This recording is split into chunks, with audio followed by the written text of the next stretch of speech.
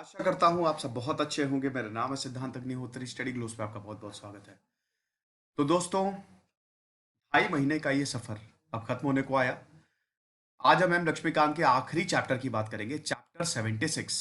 तो बहुत ही अच्छा लगा, किताब पूरी रिव्यू हो गई। 2.5 महीने में देखिए आपने पढ़ लिया, और भी जल्दी कंप्लीट हो सकती थी। शानदार लेक्चर्स मैंने लिए हैं, एक एक चीज बहुत ही अच्छे से कवर की है। माइन्यूट से माइन्यूट चीज, माइक्रो से माइक्रो, सब कुछ कवर्ड है। एग्जांपल्स दे के कवर किया है।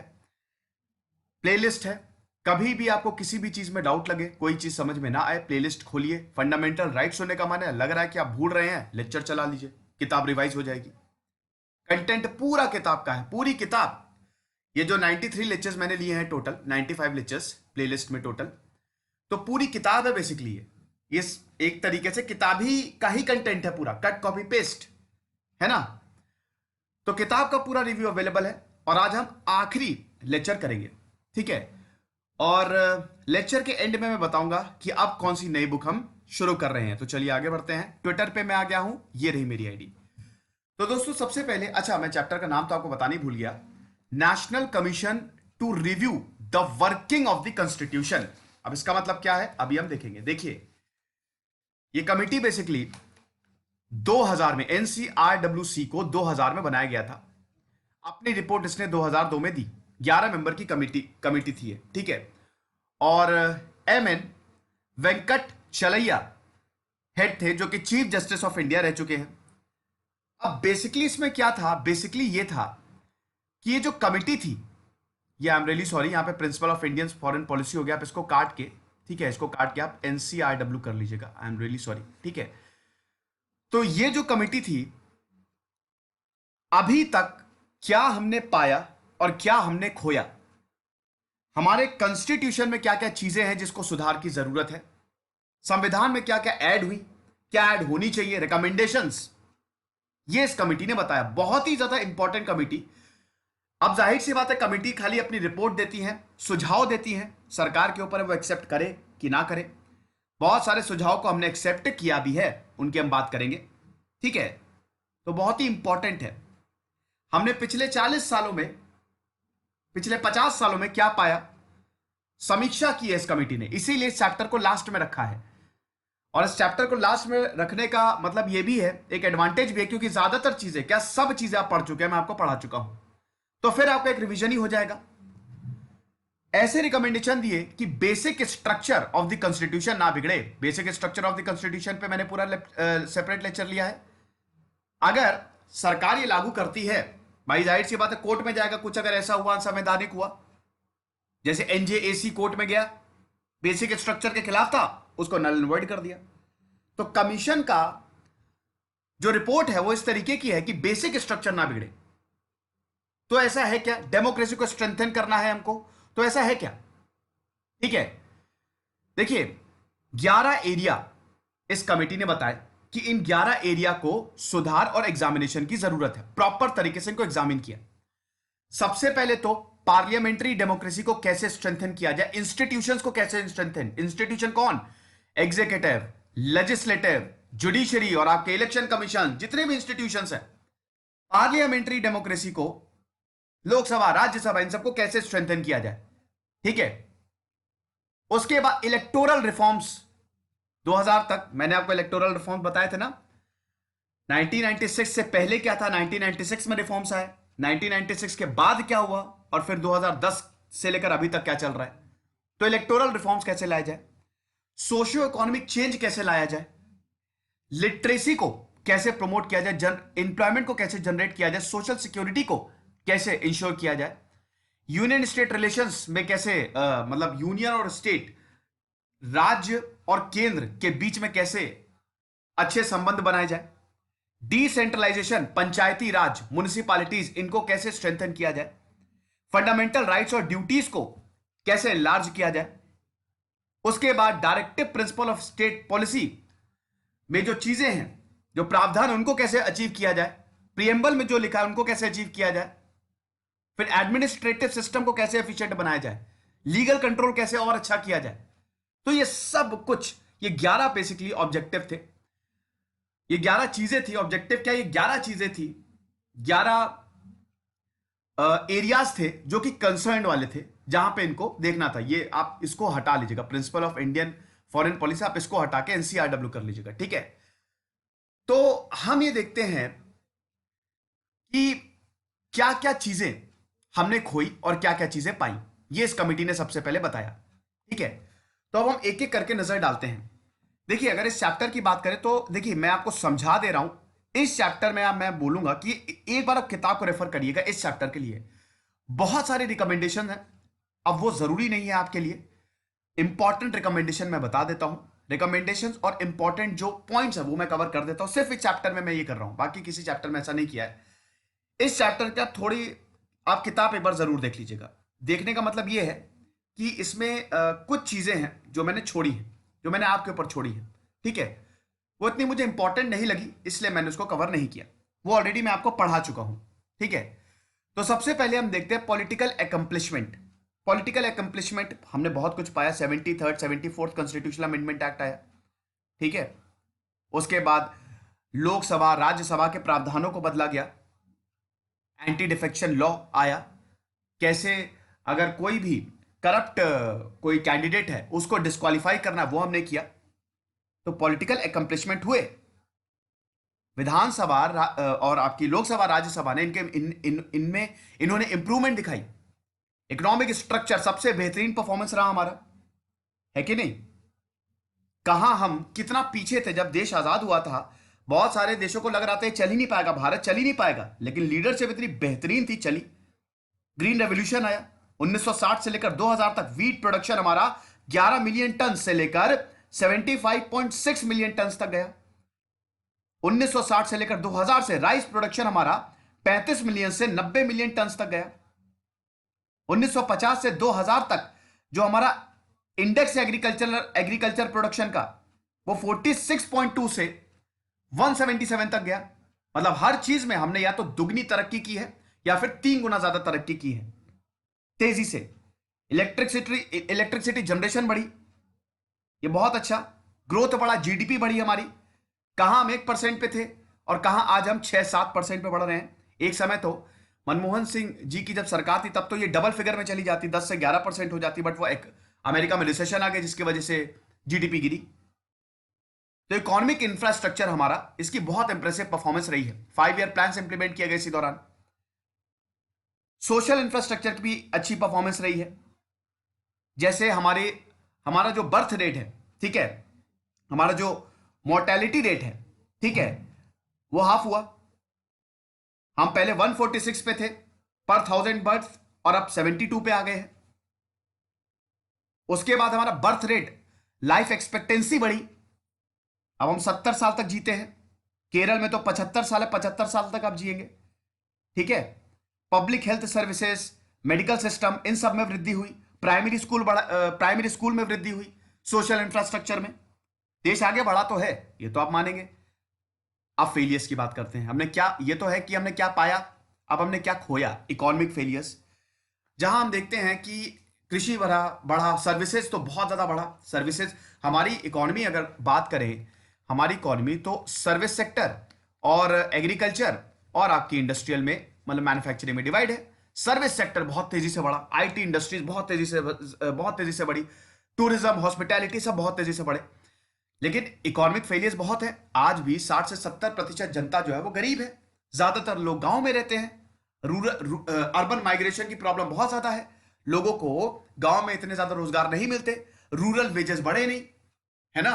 रूरल वेजेस जो है, जो गांव में इंसान काम करता है, उसकी तनख्वाह आज भी वही है। ये प्रॉब्लम है। इकोनॉमिक फेलियर्स तो है ही। ऊपर से हम ये देख रहे हैं कि चंद लोगों के पास, 15% लोगों के पास बहुत ज्यादा दौलत है। जो देश की 90% इनकम है, 80 से 90% वो कुछ लोगों के पास है। तो लोग जो है, बड़े बड़े कॉर्पोरेट्स, ये कंट्रोल करने लगे, तो दिक्कत तो हुई है। ये बहुत बड़ा गैप है, इनकम गैप बहुत बड़ा है, डिस्पेरिटी बड़ी है। सोशल फेलियर्स भी आप इसी में इंक्लूड कर लीजिए। सोशल फेलियर्स की बात करें तो मैल नरिशमेंट बहुत बड़ी हमारे लिए समस्या है, ठीक है। मैल नरिशमेंट पे मैं आपको कितनी सारी रिपोर्ट बताता रहता हूं, जब करंट अफेयर्स में कवर करता हूं उसमें कितनी सारी रिपोर्ट है, ठीक है। तो ये चीज, मैल नरिशमेंट बहुत ज्यादा है। लोगों को प्रॉपर न्यूट्रिशन नहीं मिल रहा है, बच्चों को प्रॉपर न्यूट्रिशन नहीं मिल रहा है, 5 साल से बच्चे स्टंटिंग का शिकार हो रहे हैं, और ये आंकड़ा काफी ज्यादा है कि नहीं? सोशल रेवोल्यूशन एक तरीके से हमारे यहां अभी तक आया नहीं है, गरीबों को खाना नहीं मिल रहा है, तो सोशल फेलियर्स भी बहुत ज्यादा है, एडमिनिस्ट्रेटिव फेलियर्स, पॉलिटिकल फेलियर्स भी बहुत ज्यादा है। पॉलिटिकल फेलियर्स की बात करें दोस्तों, तो देखिए पॉलिटिकल फेलियर्स में मनी पावर, कॉरपोरेट का हस्तक्षेप, करप्शन, ये बहुत आम बात है, ये तो आपने देखा ही होगा, है ना? कई बार, अभी मैं एक वीडियो देख रहा था तो उसमें तो एक जो नेता थी, है ना, वो कथित तौर पे मार रही थी एक सरकारी ऑफिसर को, तो ये सब आपने सीन्स देखे होंगे, है ना? कम्युनलिज्म है, और ये पॉलिटिकल पार्टीज, कुछ पॉलिटिकल पार्टीज और ज्यादा कम्युनल है, कम्युनलिज्म को बढ़ावा देती हैं वो, बल्कि उनका काम उल्टा होना चाहिए, उनको कम करना चाहिए, क्योंकि हम एक सेक्युलर कंट्री है, बट उनके वोट बैंक चलते रहे, इसलिए सारी चीजें होती है ना? कॉन्फिडेंस का क्राइसिस है, लोग बहुत ज्यादा परेशान भी हुए, कई बार ऐसा हुआ कि लॉ को बदल दिया कि राजीव गांधी को देखिए आप, राजीव गांधी में जो केस आया था, शाह बानो केस था, रातों रात पलट दिया गया वो, है ना? तो कई बार ये पॉलिटिकल फेलियर्स हैं एक तरीके से हमारे। दंगे होते हैं, आज भी दंगे हो रहे हैं। एक ऑफिसर का मैं इंटरव्यू सुन रहा था, पुलिस ऑफिसर थे वो, डीएसपी थे, उन्होंने बोला कि अगर दंगा 1 घंटे से ज्यादा चलता है तो इसका मतलब वो ऑर्गेनाइज्ड है, क्योंकि हमारे पास पूरी शक्तियां हैं कि हम किसी भी दंगे को, किसी भी तरीके के दंगे को शांत कर दें। पुलिस के पास पूरी पावर होती है, लॉ एंड ऑर्डर को प्रोटेक्ट कर सकते हैं, लेकिन अगर वो नहीं हो रहा है तो इसका मतलब उसमें फिर कुछ ना कुछ तो गड़बड़ है, पॉलिटिकल इंटरफेरेंस है। कुछ लोग चाहते कि दंगा बढ़े ताकि चुनाव में खूब बढ़िया, ये हुआ है, कई बार हुआ है, ठीक है? तो पॉलिटिकल फेलियर रहा है ये, फिर एडमिनिस्ट्रेटिव फेलियर भी रहा है। एडमिनिस्ट्रेटिव फेलियर की बात करें दोस्तों, तो ब्यूरोक्रेसी, रेड टेपिज्म, भैया लाइसेंस राज तो कितने टाइम तक चला? एक सुई तक बनाने के लिए आपको सरकार की परमिशन लेनी पड़ती थी। 1991 में एलपीजी आया है ना, तब जाके competition commission of India establish हुआ, वरना तो लाइसेंस राज था, है ना? सरकार से हर चीज की परमिशन लेनी पड़ती थी, रेड टेपिज्म था उस समय। आज भी ब्यूरोक्रेटिक हर्डल्स बहुत ज्यादा है, ब्यूरोक्रेसी में करप्शन है, बड़े बाबू के पास जाइए वो आपका काम नहीं करेंगे, और ये सब नीचे से शुरू होता है, ऊपर तक पैसा जाता है, बहुत दिक्कत है। Justice, gender justice and equality failures हैं हमारे यहां, 1000 पे 940 महिलाएं हैं 1000 आदमियों पे, ठीक है? तो कोई बहुत अच्छी बात तो है नहीं, हालांकि कुछ जगह अच्छी है, ठीक है? देखिए अगर हम बात करें, नेचर ने हर 100 महिलाओं पे, हर 100 आदमियों पे, हर 100 मेल पे 105 फीमेल्स दी हैं, ये नेचर का लॉ है। लेकिन हम फीमेल इन्फेंटिसाइड आज भी होती है, अगर बच्ची हुई है तो उसको मार देते हैं, या चेकअप होता है, आप अल्ट्रासाउंड करा लेते हैं, पेट में ही मार दिया जाता है, अबॉर्शन कर, ये सब गलत है। तो जेंडर जस्टिस तो हुआ नहीं। भारत में खाली 23% से कम महिलाएं जो हैं वो वर्क फोर्स में है, हर जगह उनको डिस्क्रिमिनेशन देखने को मिलता है, और उनको इक्वालिटी भी नहीं मिली। जुडिशियल फेलियर्स हैं, जुडिशियल फेलियर्स भी हुए हैं, हमारी जुडिशियल सिस्टम भी फेल हुआ है। कैसे? आप खुद ही देख लीजिए, लाखों लाखों केस पड़े हुए हैं, है ना? यहां पे जज चिल्लाता है और परेशान हो चुका है, वो खुद भी चीख चीख के बोल रहा है कि स्टाफ बढ़ाओ, जजेस बढ़ाओ, कोर्ट्स बढ़ाओ, लेकिन हो नहीं रहा है। क्लॉगिंग सिस्टम हो गई है, लोगों का एक तरीके से जुडिशरी पे बहुत सारे लोगों का विश्वास भी उठ गया है। एक केस आता है, बहुत टाइम तक चलता है, अब इसमें जुडिशरी की कोई गलती नहीं, सुप्रीम कोर्ट, हाई कोर्ट या निचले अदालत की इसमें गलती नहीं है। इसमें गलती है जो इन्वेस्टिगेशन होती है, इसमें बड़ा घपला होता है, क्योंकि हमारा जुडिशियल सिस्टम एविडेंस पे चलता है, फिर स्लो बहुत हमारा जुडिशियल सिस्टम, न्याय मिलता है लेकिन कभी 20 साल बाद, 30 साल बाद, तो ये फेलियर है। अब यहां पे ये सारी चीजें हैं, ठीक है? तो आप देख सकते हैं कि कौन कौन से एरियाज ऑफ कंसर्न, ये सब मैं आपको बता ही चुका हूं, ठीक है? तो आप एक बार पॉज करके इसको देख लीजिएगा, ठीक है? सब कुछ मैंने अभी आपको बता दिया, ठीक है? इससे पहले एक एक चीज मैंने आपको समझा दिया, ये आप सब कुछ देख लीजिएगा, ठीक है? चलिए, अच्छा, सब कुछ क्या मैं आपको एक बार फिर से बता देता हूं।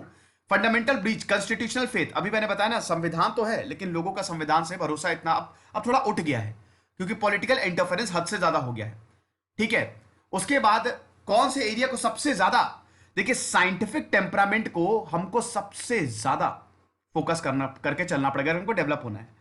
साइंटिफिक टेम्परामेंट से ही रैशनलिज्म आता है, रैशनल थिंकिंग वहीं से डेवलप होती है। फंडामेंटल ड्यूटी भी हमारी साइंटिफिक टेम्परामेंट, साइंटिफिक टेम्पर होना चाहिए हमारा, समझ रहे हैं? डेफिसिट जो है, डेफिसिट बढ़ता गया, 2001 तक, अब तो बहुत लाखों करोड़ों में पहुंच गया है, ठीक है। अब तो बहुत ज्यादा है डेफिसिट, अगर हम अपने ट्रेड डेफिसिट की बात करें कुछ देशों से, और बजट डेफिसिट भी, मतलब रेवेन्यू डेफिसिट भी। हमारी हमारा खर्च ज्यादा है, कमाई कम है, ठीक है। उसके बाद फिर पॉलिटिकल क्लाइमेट, ब्यूरोक्रेसी, पॉलिटिक्स और क्रिमिनल, तीनों लोग ऐसा मिलते हैं, ऐसी मिली भगत। आपने मूवीज देखी होंगी, बहुत सारी मूवीज बनी है। वसयपुर आप देखिए कि नहीं, वसयपुर देखिए, उसमें भी होता तो बाहुबली है ना। सत्या देखिए, बहुत सारी ऐसी मूवीज बनी है और वो सच बताती है। भयानक पॉलिटिकल करप्शन है, पॉलिटिकल क्रिमिनल, ब्यूरोक्रेटिक नेक्सस है। पॉलिटिक्स, ब्यूरोक्रेट, क्रिमिनल, तीनों लोग मिले हुए हैं और तीनों खूब कमा रहे हैं। और पेस कौन रहा है? जनता। नेशनल इंटीग्रिटी के इश्यूज है, इंटरनल सिक्योरिटी के इश्यूज है, ठीक है। इलेक्टोरल प्रोसेस का भयंकर मिसयूज है कि नहीं। तो ये सारी इंडियन इकोनॉमी की भी जो स्टेट है वो भी बहुत ज्यादा डिस्टर्बिंग है। हमारी जो पॉलिसी है, फिस्कल और मॉनेटरी पॉलिसी अच्छी है but up to the mark नहीं है, ठीक है। गरीब तो गरीब होता है जा रहा है, तो हमको ये सारी चीजें देखनी पड़ेंगी। रूरल डीपॉपुलेशन, रूरल से लोग, अब गांव से लोग शहर की तरफ आ रहे हैं। अर्बनाइजेशन, अर्बन कंजेशन होता जा रहा है, पॉपुलेशन बढ़ती जा रही है, जिससे हमारे एनवायरमेंट पे ज्यादा दिक्कतें आ रही हैं, ठीक है। Criminal justice system on the verge of collapse, बहुत सारे केसेस आ गए हैं, क्रिमिनल केसेस आ, वो चलता रहता है। एक क्रिमिनल जो है उस पर केस चलता रहेगा, और अमीर है, ठीक है, उसको बढ़िया बेल मिलेगी, घूमेगा और साइड में उसका केस चलता रहेगा, इसी बीच वो 3-4 और क्राइम कर देगा। ऐसा कई बार देखा गया है। इतने एग्जाम्पल भरे पड़े हैं दोस्तों, अगर मैं एग्जाम्पल बताऊं तो आपको कम से कम 2-3 घंटे का लेक्चर वो अलग ही हो जाए, ठीक है। तो रिकमेंडेशंस क्या थी, अब ये इंपॉर्टेंट है, ठीक है। रिकमेंडेशंस की बात करें, यहां पे कमीशन ने 250 के करीब 249 रिकमेंडेशंस दी, ठीक है। 249 में से 58 रिकमेंडेशंस थी कि भैया कॉन्स्टिट्यूशन, संविधान में अमेंडमेंट करो, संविधान को चेंज करो। देखिए, हमारा देश, हमारे देश की जो बाइबल, कुरान, गीता, वो है संविधान, कॉन्स्टिट्यूशन, जो एम लक्ष्मीकांत आप पढ़ रहे हैं ना। कॉन्स्टिट्यूशन सबसे इंपॉर्टेंट है, ठीक है, क्योंकि हमारा देश कॉन्स्टिट्यूशन से चलता है, कोई धर्म से नहीं चलता। हम धार्मिक राज्य नहीं है पाकिस्तान की तरह, अफगानिस्तान की तरह। हम संवैधानिक राज्य हैं, हम सेक्युलर हैं, ठीक है। तो रूल्स एंड रेगुलेशन से चलता है हमारा देश, तो वो रूल्स एंड रेगुलेशन कॉन्स्टिट्यूशन में लिखे जाएंगे, और वो पत्थर की लकीर है, समझ रहे हैं। तो भैया इसमें 58 रिकमेंडेशन ऐसी थी जिसमें कॉन्स्टिट्यूशन में बदलाव करो, 86 में लेजिस्लेटिव मेजर्स लो, और 105 में एग्जीक्यूटिव एक्शन लो। आप समझ रहे हैं, मैंने बताया था ना, यहां पे रूल्स एंड रेगुलेशन कैसे बनाए जाते हैं, दो तरीके होते हैं। एक तो कॉन्स्टिट्यूशनल, संविधान में बदलाव करो, अमेंडमेंट करो, पार्लियामेंट में बिल। दूसरा आपका कोई एक्ट बना के, और इसी में आता है आपका एग्जीक्यूटिव रेजोल्यूशन, ठीक है। ये सब मैंने आपको बताया, कॉन्स्टिट्यूशनल, नॉन कॉन्स्टिट्यूशनल बॉडी, जब मैं आपको बता रहा था। तो भैया रिकमेंडेशंस क्या है, हम फटाक से देख लेते हैं, और इसमें कुछ तो इंप्लीमेंट भी की गई है। अगर फंडामेंटल राइट्स की बात करें तो बहुत सारी चीजें इसमें जोड़ी गई। जो प्रोहिबिशन अगेंस्ट डिस्क्रिमिनेशन है उसको थोड़ा वाइड किया गया, आर्टिकल 15 और 16 को, ठीक है। उसके बाद राइट अगेंस्ट टॉर्चर, इसको भी इंक्लूड करो। Right to leave and to return to India, इसको भी फंडामेंटल राइट में इंक्लूड करो। Right to privacy and family life, इसको भी इंक्लूड करो। Right to equal justice and free legal aid, right to care and assistant and protection, इसको भी include करो, ठीक है। राइट टू एजुकेशन, अब तो ये इंक्लूड हो ही गई है, 21 है, आर्टिकल 21 है। कौन सा कॉन्स्टिट्यूशनल अमेंडमेंट एक्ट है, चलो कमेंट बॉक्स में बताओ, ठीक है। तो ये सारी चीजें, प्रिवेंटिव डिटेंशन को थोड़ा वाइड किया गया, article 22। Maximum period of preventive detention कितना होगा, याद है कि नहीं, भूल गए, 6 महीने, ठीक है। एडवाइजरी बोर्ड को कम किया गया, 3 होंगे अब, 3 मतलब एक चेयरमैन होगा और 2 बाकी मेंबर्स होंगे, समझ गए। तो ये फंडामेंटल राइट्स पे इनकी रिकमेंडेशन। राइट टू प्रॉपर्टी, ये तो पता ही है, 300 है, ठीक है, कि भैया बहुत ही इमरजेंसी है तभी जो अथॉरिटीज हैं वो प्रॉपर्टी लेंगे, ऐसे नहीं ले सकती, समझ रहे हैं। उसके बाद फिर डायरेक्टिव प्रिंसिपल, बहुत ही इंपॉर्टेंट, पार्ट 4 में है। कंट्रोल ऑफ पॉपुलेशन, एक नया डायरेक्टिव प्रिंसिपल, इसको ऐड करो कि पॉपुलेशन को कंट्रोल कैसे किया जाए। नेशनल एजुकेशन कमीशन बनाओ, इंटरफेथ कमीशन बनाओ, स्ट्रैटेजिक प्लान ऑफ एक्शन बनाओ। फंडामेंटल ड्यूटीज, बहुत important, fundamental duty JS Verma committee, याद है कि नहीं, मैंने आपको बताया था उस समय। जेएस वर्मा कमिटी के जो रिकमेंडेशंस है उसको जितनी जल्दी हो सके इंप्लीमेंट कर दो, ठीक है। और नई फंडामेंटल ड्यूटी को ऐड करना चाहिए 51A में, ये भी बताया। फैमिली, इसमें नई फंडामेंटल ड्यूटीज क्या है? फैमिली वैल्यू को रिस्पेक्ट दो। फैमिलीज तो इस समय आप देख ही रहे हैं, परिवार, ज्यादातर परिवारों की हालत अच्छी नहीं है। अपने एल्डर्स के साथ कैसे व्यवहार करते हैं, अपने पिताजी और माताजी को छोड़ आते हैं, या अगर कोई एक मर गया है तो उनको वृद्धाश्रम में छोड़ाते हैं, और बाद में उनके साथ भी यही होता है ना? तो ये सारी चीजें, ये सब मैंने बताया हुआ है, आप भूल गए होंगे। जब आप फंडामेंटल ड्यूटीज, डायरेक्टिव प्रिंसिपल आप पढ़ेंगे ना, जीएस वर्मा की रिकमेंडेशन, अगर भूल गए तो एक बार रिवाइज कर लीजिएगा प्लेलिस्ट में खोल के, ठीक है? फिर पार्लियामेंट और स्टेट लेजिस्लेचर। पार्लियामेंट और स्टेट लेजिस्लेचर में बहुत सारे रिकमेंडेशन तो माने भी गए, इसको इंप्लीमेंट भी किए गए। लोकसभा, राज्यसभा को और ज्यादा ताकत दी गई, ठीक है? जो एमपी का लोकल एरिया डेवलपमेंट स्कीम है उसको डिसकंटिन्यू करो। उसकी वजह से क्या होता है, उस स्कीम की वजह से खूब पैसा खाते हैं ये जो एमपीज होते हैं, हर नहीं लेकिन अब जिनके ऊपर करप्शन के आरोप है, ठीक है? और यहां पे इलेक्शन कमीशन के पास पूरी ताकत दी गई कि वो किसी भी कैंडिडेट का नामांकन रद्द कर सकता है, ठीक है? आर्टिकल 105 इसको भी अमेंड करना चाहिए, जो कि इम्यूनिटी से डील करता है, कितनी इसको इम्यूनिटी रहेगी, ठीक है? क्रिमिनल ऑफेंस पे उसको इम्यूनिटी नहीं है, बट सिविल मैटर पे तो है। सिविल क्राइम कर दे तो उसको इम्यूनिटी है, ये मैंने आपको बताया था, जब तक वो हाउस में रहता है कि नहीं? तो ये सारी चीजें पार्लियामेंट और स्टेट लेजिस्लेचर पे बहुत सारे रिकमेंडेशंस हैं, आप देख लीजिएगा। ये सब मैं आपको कंक्लूजन बता रहा हूं, ठीक है? इस चैप्टर का, सिर्फ इस चैप्टर का, ठीक है? क्योंकि इसमें बहुत रिकमेंडेशंस है, वो इतनी इंपॉर्टेंट नहीं है, जो मैं बता रहा हूं उतना मोर देन सफिशिएंट है, यही कुल मिला के ही बोला गया है, समझ गए? फिर इसमें और अगर हम एक्सटेंड करें तो parliamentary committees on estimate public undertaking सब ऑर्डिनेट लेजिस्लेशन को खत्म करो, ठीक है? स्टेट लेजिस्लेचर है 70 से कम जिनकी विधानसभा है, वो कम से कम 50 दिन पे मिले, 50 दिन पे सेशन हो, ये सारी चीजें। फिर एग्जीक्यूटिव और एडमिनिस्ट्रेशन पे, एग्जीक्यूटिव और एडमिनिस्ट्रेशन पे भी क्या रिकमेंडेशंस थी?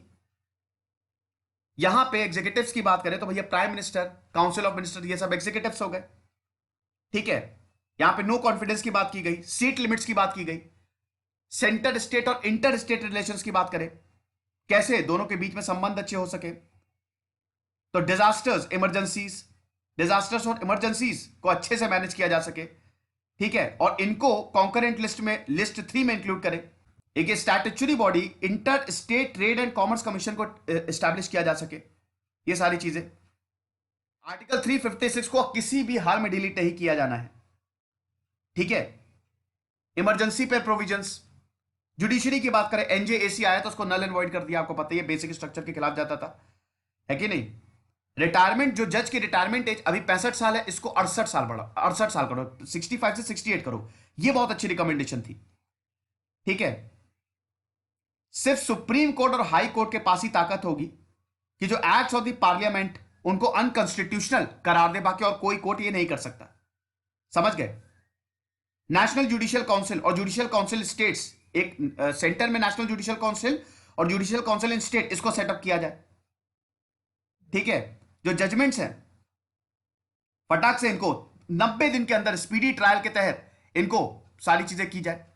9वां पॉइंट, इकोनॉमी को चेंज और डेवलपमेंट पे भी रिकमेंडेशंस, ठीक है? यहां पे एससी एसटीज की बात आ जाती है, अदर बैकवर्ड क्लासेस की बात आ जाती है कि उनके लिए हम कैसे स्कीम बना सकते हैं, कमीशंस बनाओ उनके लिए, ठीक है? और ज्यादा प्रावधान ऐड करो। डिसेंट्रलाइजेशन बहुत इंपॉर्टेंट, पंचायती राज को कैसे स्ट्रेंथन किया जाए। इलेक्शन कमीशन के पास पूरी ताकत होनी चाहिए ताकि स्टेट इलेक्शन कमीशन को पूरे वो गाइडलाइंस दे प्रॉपर तरीके से, ठीक है? तो ये सारी चीजें।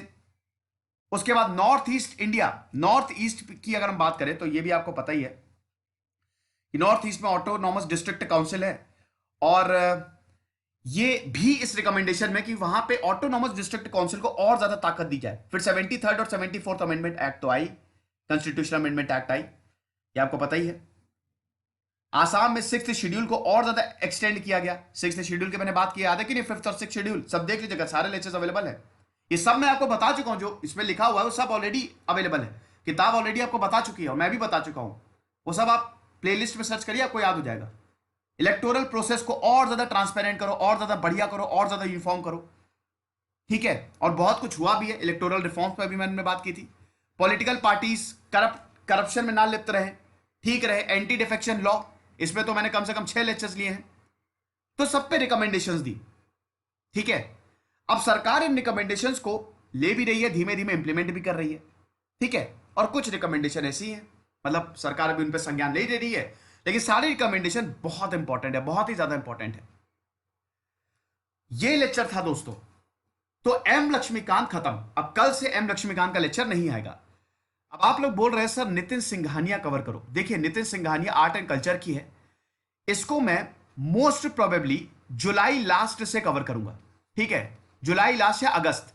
इससे पहले हम क्या कर रहे हैं, अभी आपको पता ही है, मैं वर्ल्ड हिस्ट्री कवर कर रहा हूं, समझ रहे हैं, वर्ल्ड हिस्ट्री कवर कर रहा हूं। फिर करंट अफेयर्स तो आते ही रहते हैं, मैं और राशि मैम कवर करते ही हैं। ठीक है, वर्ल्ड हिस्ट्री कवर कर रहा हूं। वर्ल्ड हिस्ट्री की बात करें तो उसमें काफी लेक्चर्स हो भी चुके हैं, 8-9 लेक्चर्स हो चुके हैं। तो जुलाई तक, जुलाई 15 जुलाई तक मैं पूरी वर्ल्ड हिस्ट्री कवर करूंगा, खत्म करूंगा इसको मतलब। ठीक है, तो फिलहाल वर्ल्ड हिस्ट्री चल रही है। दूसरा, मैं हिस्ट्री के कुछ और लेक्चर्स लेके आऊंगा जो कि बहुत इंपॉर्टेंट है। कुछ किताबें हैं उनका मैं रिव्यू करूंगा जो हिस्ट्री के, जो कि आपके ऑप्शनल में काम आएंगी और ऐसे भी काम आएंगी जो नेट की एग्जाम की तैयारी कर रहे हैं, जो जिनका ऑप्शनल है हिस्ट्री में, प्लस जिनका जो ग्रेजुएशन कर रहे हैं हिस्ट्री से, जिनका पोस्ट ग्रेजुएशन है, वो भी बहुत इंपॉर्टेंट और सबके लिए बहुत इंपॉर्टेंट। ठीक है, और बाकी करंट अफेयर चल ही रहे हैं। तो फिलहाल अभी 15 जुलाई तक मैं वर्ल्ड हिस्ट्री और हिस्ट्री की ही कुछ किताब का रिव्यू करूंगा। एक और इंपॉर्टेंट अनाउंसमेंट, इंटरनल सिक्योरिटी के लेक्चर्स मैं लेने जा रहा हूं, ये बहुत बड़ी बात है। किताब का मैं शानदार किताब जो है आईएएस की, सरप्राइज है, जो आपको पढ़नी है, उसका रिव्यू मैं करने जा रहा हूं। तो इंटरनल सिक्योरिटी, बट ये भी आप समझ लीजिए अगस्त से ही चालू होगी, नहीं जुलाई से, 1 या 2 जुलाई से। तो इंटरनल सिक्योरिटी का रिव्यू करूंगा, उसके लिए तैयार रहिएगा। तो ये 76 चैप्टर्स आपके लिए हैं। अब मुझे कमेंट बॉक्स में बताइए किसने इन चैप्टर्स को रिगोरसली फॉलो किया। ये कमेंट बॉक्स में आपको बताना है कि किसने सारे लेक्चर्स देखे, ठीक है, और नोट्स बनाए, और किसकी एम लक्ष्मीकांत तैयार हो गई बहुत अच्छे से। जो लोग नए भी जुड़ रहे हैं वो भी बताएं कितना फायदा आपको इन लेक्चर्स से हुआ, ये मुझे कमेंट बॉक्स में बताएं। मैं कमेंट पढ़ूंगा, रिप्लाई भी करूंगा अगर मुझे अच्छा लगा तो। प्लीज कमेंट बॉक्स आपका है, इतना तो बनता है ना, इतनी मेहनत की तो इतना तो करेंगे। चलिए, तो ये लेक्चर था, इसकी पीडीएफ जो है वो हमारे टेलीग्राम चैनल पे आपको मिल जाएगी। खुश रहिए, पढ़ते रहिए। दिस इज सिद्धांत अग्निहोत्री साइनिंग ऑफ।